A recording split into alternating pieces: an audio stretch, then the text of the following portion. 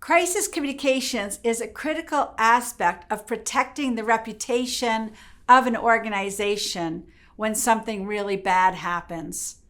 Steve and I work with organizations that have experienced a crisis, and inevitably there's a lot of emotions swirling around.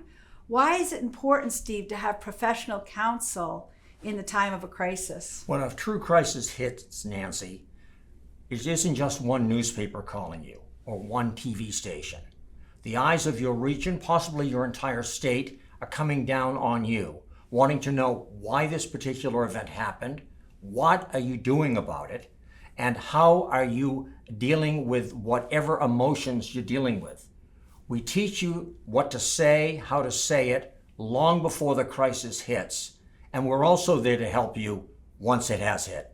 That's right. When a crisis hits, there are ways you can buy some time with the media, and we will help you buy that time so that you can put together your message map and have some rehearsals so you are ready to face the TV cameras. When the media calls, we'll give you tips as to how to delay responding, but only a short time. That window of opportunity gives you a chance to rehearse what you're going to say and how you're going to say it. But one thing you're never going to say from this point forward is no comment. It's a terrible sounding phrase, and there are a variety of ways you can say what this means without saying those two negative words. That's right.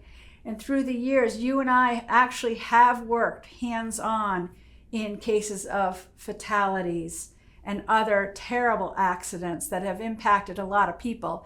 And I always like to say it's really important to first express empathy towards those who have been impacted by an accident or loss of life. And it doesn't have to be an accident event where there's loss of life, a building has exploded. It could be some internal problem that has gone public that puts your company or organization into a crisis mode. An employee has done something they're not supposed to do, has given a bad reputation to the organization that you work for, and we will give you the tips needed to help you get through this crisis. Yeah, and Steve, we're providing a link to the case study that is very instructive about Lac-Mégantic in Quebec, where there was a terrible train derailment and a whole village of people lost their lives.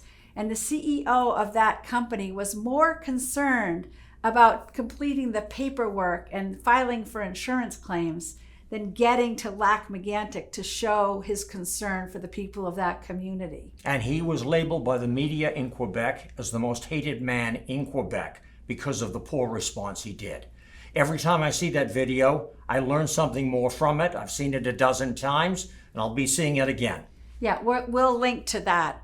But if you have experienced a crisis in your company or your organization or your municipality, we'd like to help you. So feel free to go to our website, marshallpr.com, or call our number 207-623-4177, and we can help you right away.